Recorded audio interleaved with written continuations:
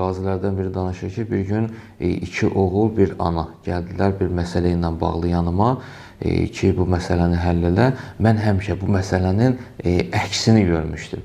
Dedilər, atamız dünyasını dəyişib, anamız da yaşdaşıb, özümüz də ailə sahibiyik. Amma mən istəyirəm, aramızda bir mübahisə yaranıb. Qardaşlar danışırlar.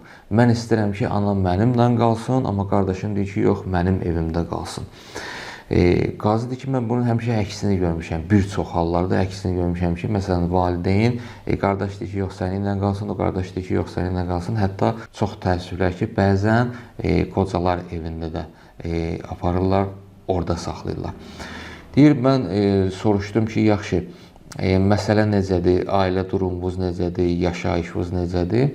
Deyir, kiçik qardaş dedi ki, mən istəyərdim ki, anam mənimlə qalsın. Çünki qardaşım, böyük qardaşımın ailəsi, uşağı, sayları çoxdurlar, donaşıqları da biraz çətindir. Amma məndə ailənin sayı az olduğuna görə anam mənə yük sayılmır və mənim borcumdur ki, anamla yaşayayım, anam mənimlə bir yerdə qalsın. Böyük qardaş yenə narahatçılıq elədi. Hakim deyir, qaldım belə ki, neyini? Birdən yadıma düşdü. Dedim, yaxşı, siz ikiniz də istəyirsiniz ki, anavı sizinlə qalsın. Amma görək, ana özü nə deyir? Ananın öz istəyi kimi ilə qalmaqdır. O nə qərar desə, onu da icra eləyərik. O cür qərar çıxardarıq, hökm çıxardarıq.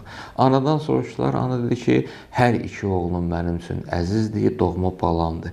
Amma mən istəyərdim ki, kiçik oğlumla qalım. Səbəb nədir? Səbəb budur ki, böyük oğlumun ailəsi ki, xərcləri ki, çoxdur, ailəsi ki, övladları çoxdur, xərcli çox olduğuna görə ona yük olmaq istəmirəm. Amma kiçik oğlumun şəraiti də var və ona yük olmaram deyənə, elə onu ilə qalmaq mənim üçün yaxşıdır.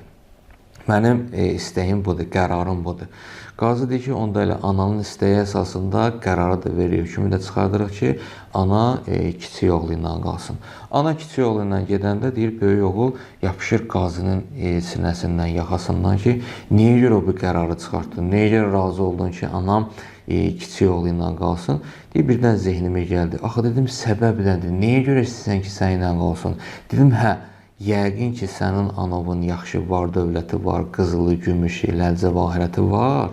Ona görə istəyirsən ki, səninlə qalsın və bu var dövlət sənə qalsın. Dedi, yox, nə var dövlət, anamın heç bir şey yox. Dedim, axı nədir, səbəb nədir?